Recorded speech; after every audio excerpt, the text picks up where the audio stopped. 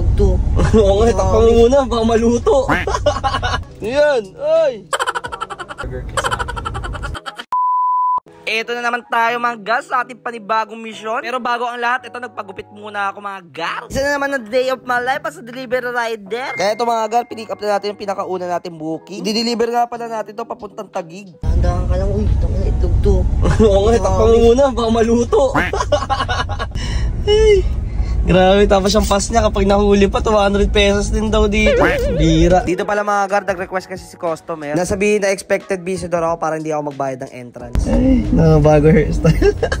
Bagong kupit. At eto na nga mga guard, nakarating na tayo dito sa drop-off location natin. I-unload na rin natin itong mga dala nating itlog.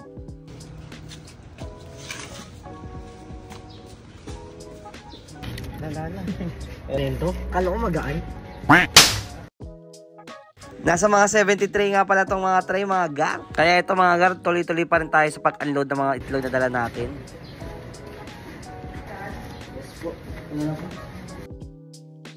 Mga gar, kumita tayo ng 400 pesos. Ang earnings lang talaga natin, ayan o. 328 lang. May tip tayo to 400. Init? Init. Hindi nga mo pagod ang init. Init.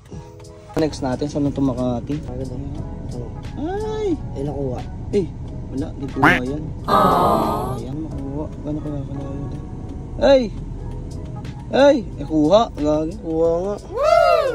Balik tayo. 3 kilometers away lang naman sa atin. Kaya ito mga gar, pupunta natin yung ating booking para ma-pick up na natin yung item na ipapadala sa atin. Sana makarami rin tayo ngayong araw mga gar. Kahit na mainit, ituloy pa rin tayo sa ating biyahe.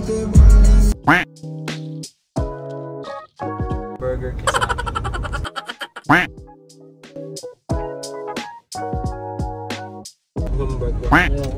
At eto na nga mga gar, nakarating na rin tayo dito sa ating pick up location. Ihahatid na natin to agad mga gar. Dahil 3 kilometers away lang naman to sa atin. Sana makarami tayo ngayong araw. Dahil ngayong araw ay mabibilis kumuha yung mga rider ng booking. Kaya nung nakakuha kami pahirapan pa. Pero kahit na ganun mga gar, laban pa rin tayo. Wala mga bills natin palaban din Kaya laban pa rin para sa pamilya natin. Eto mga gar, nakarating na rin tayo sa ating drop off. Ito nakabot na rin tayo ng gabi mga gar. May dinaanan pa kasi kami kaya ganito umabot kami ng gabi. Pero kuha pa rin tayo ng booking natin pa uwi. Ayos at may pa-mirror shot pa si Koji. At eto na nga mga gar, nakarating na tayo sa ating pick up location na naman. Pinick up nga pala natin to sa may Robinson Galleria papuntang Maynila. At buti na nga lang mga gar, nakakuha pa ako ng isa pang booking pa Maynila. Kaya pupunta na natin agad para ma-pick up na natin. At eto na nga mga gar, nakarating na rin tayo sa ating pangalawang pick-up location, papuntang Maynila.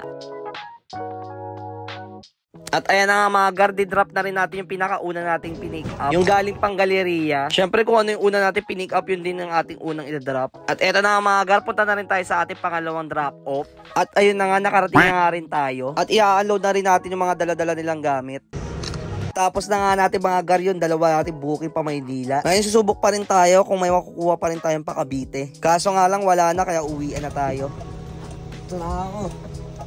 Wait lang, sapatos ko Kaya dito natatapos yung araw natin mga gar. Salamat sa panonood. Yan, ay!